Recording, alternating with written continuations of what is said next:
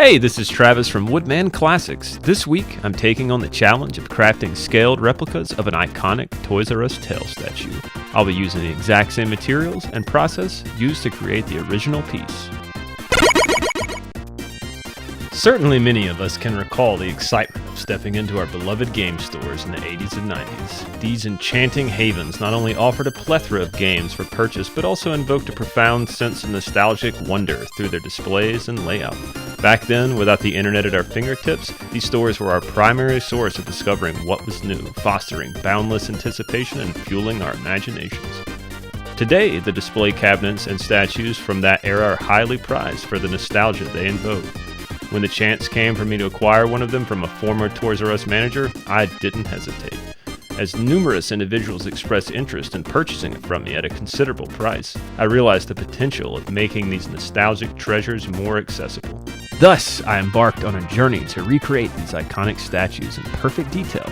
Join me as I delve into the process of bringing these memorable pieces back to life, allowing more people to share in the nostalgia they invoke.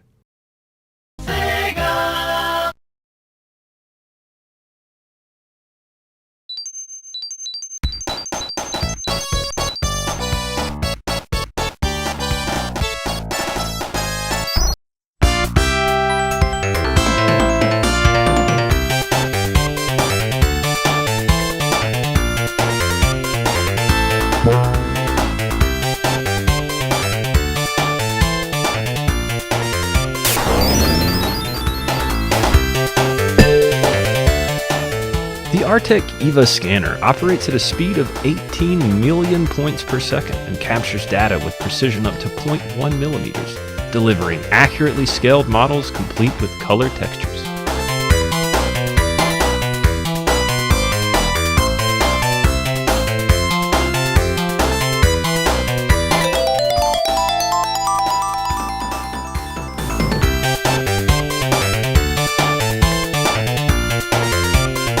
The reproductions I'll create will be scaled in half, quarter, and eighth scale.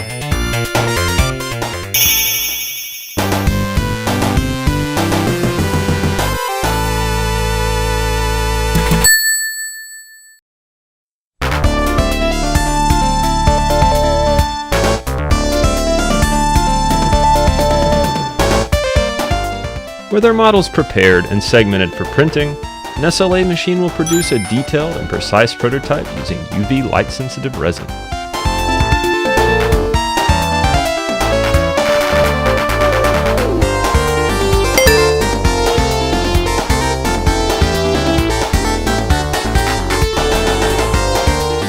After removing the supports, a brief alcohol bath followed by UV post-curing prepares the models for sanding to eliminate any print resolution lines, and then priming for a smooth, finished surface.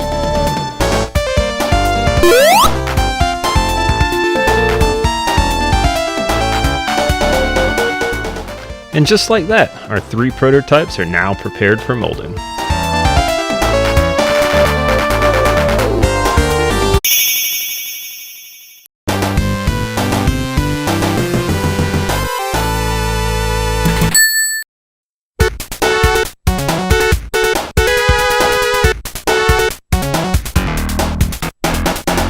With the 2 smaller prototypes, the preferred method is creating a 2-part block mold.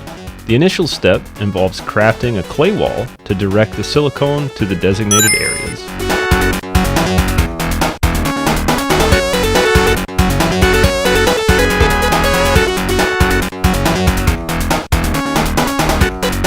Can't forget to add the keys to enable proper registration of the 2-part mold. We'll utilize MoldStar 30, a platinum silicone with a 1:1 ratio, chosen for its extended pot life, low viscosity, and suitable shore hardness. Once parts A and B are thoroughly mixed, we'll degas the silicone to 20 psi to eliminate any trapped air within the material.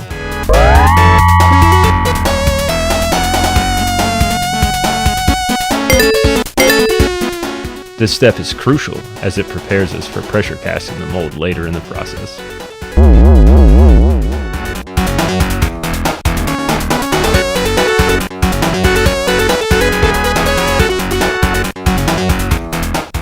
When pouring the mold, We'll maintain a slow, steady stream to ensure uniform coverage until the entire model is fully submerged.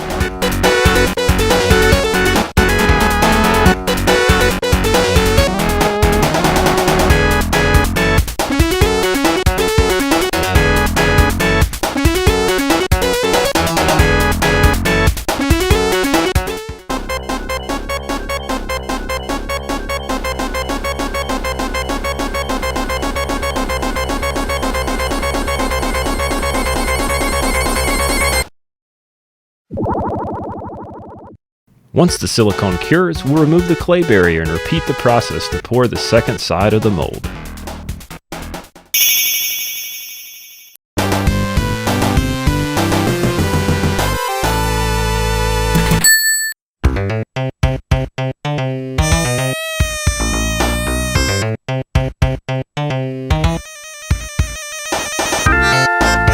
To prepare the mold for casting, we'll apply a layer of baby powder to the surface. This helps reduce surface tension, enabling smoother resin flow during the pressure casting process.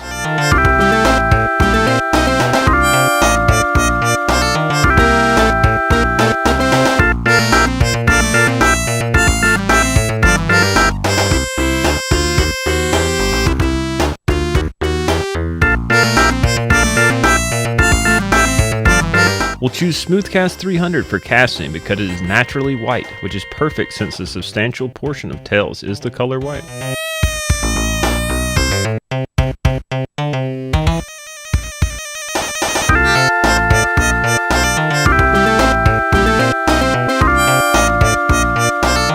After filling the mold to the brim in the pressure pot, we will charge up to 50 psi to ensure all bubbles in the resin are pulled to the top.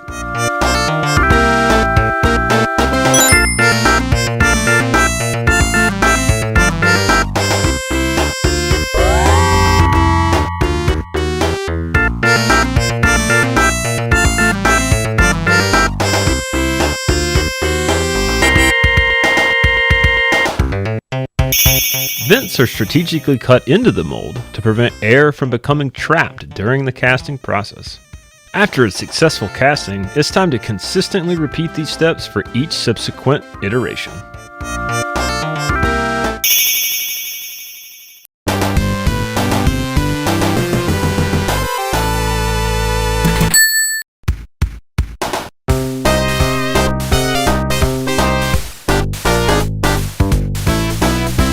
Due to its size, for the 1/2 scale, we'll need to create a matrix mold.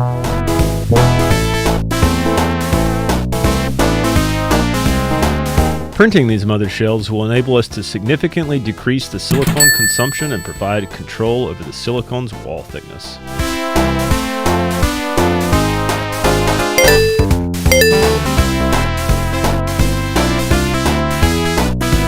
After reinforcing our printed shells with fiberglass, we'll add a clay barrier similar to the other mold and seal up the shell in preparation for pouring the first side with silicone.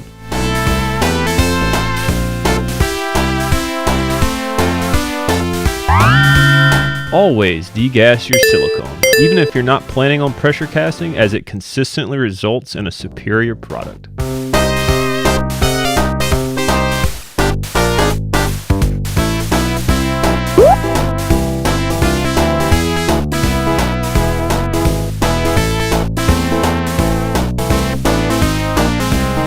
Once the silicone is cured, we'll remove the clay barrier and repeat the process to pour the second side.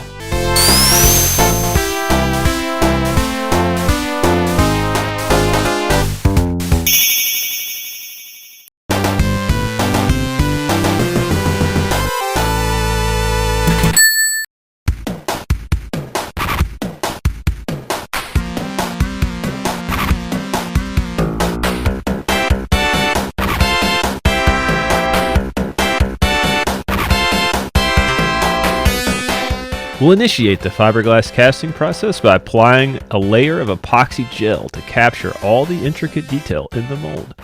Once the first layer cures, we'll proceed with applying a second layer.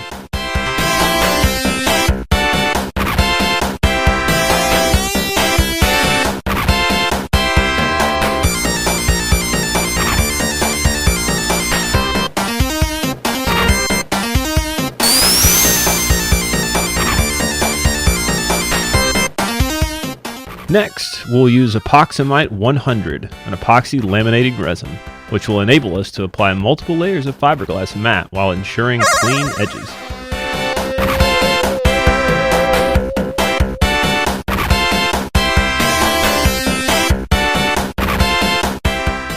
After building up several layers, we'll add metal armatures to reinforce any areas prone to potential breakage over the statue's lifetime. For the final layer, we'll intentionally allow some material to spread over the edge and close up the mold while wet, ensuring permanent bonding of the two parts.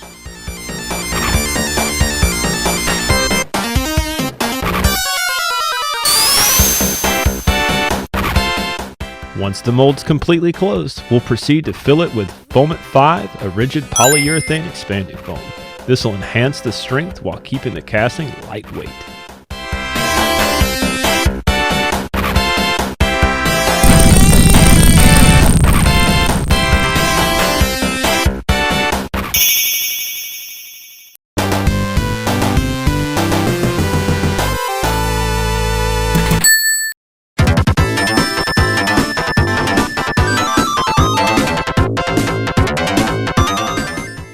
To prepare for painting, the first step is to create stencils.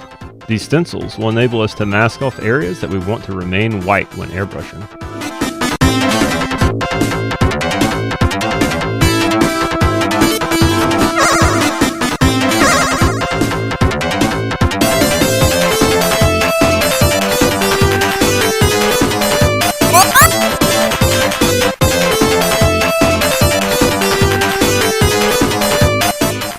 We're airbrushing at 20 psi, gradually building up color in thin layers until we achieve full opacity.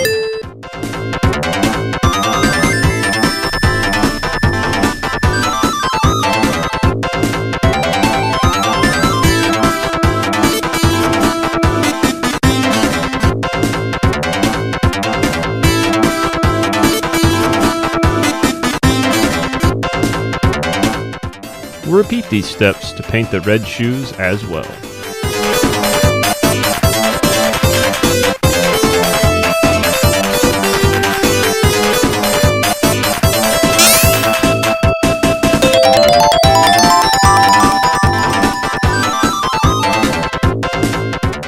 The smaller details around the eyes and mouth are meticulously painted by hand.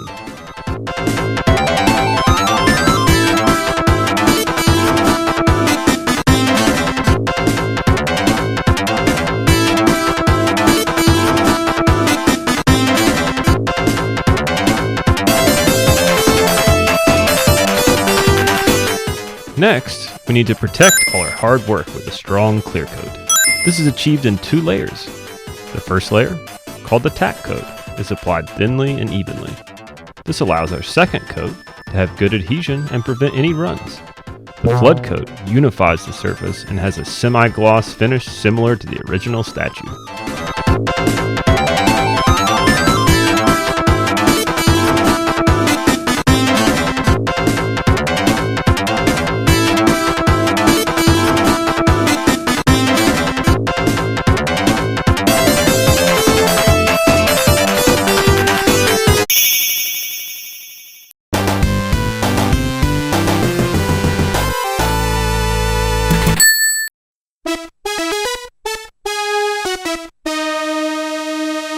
Any multi-stage chrome process begins with a gloss black base. We achieve this with all-clad gloss black base applied in 2 layers, similar to the clear coat process with a tack and a flood coat.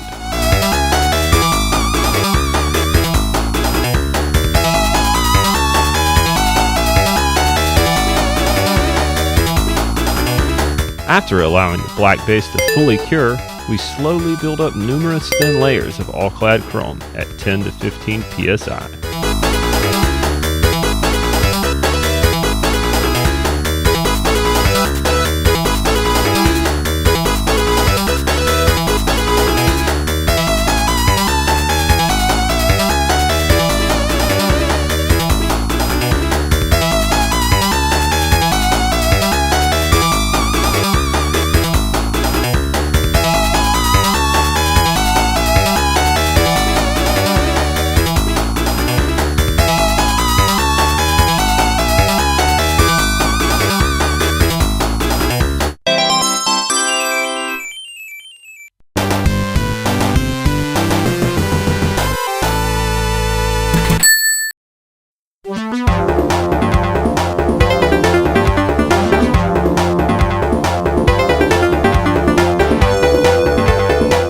After preparing our base for cutting, we proceed to the CNC machine.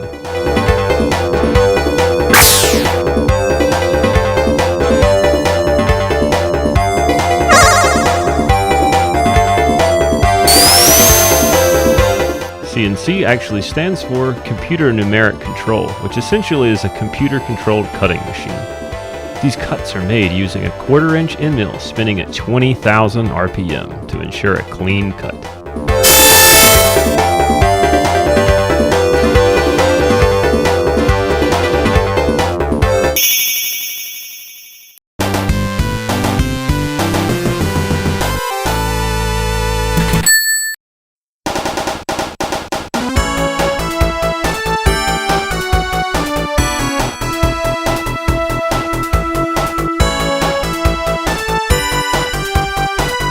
I hope you've enjoyed observing the intricate process behind creating statues like this one. Staying true to the original, which was also a fiberglass casting, I made sure to replicate the same process and material. If you found this content engaging, I kindly ask that you show your support by liking the video and subscribing for future projects that delve into the depths of nostalgia.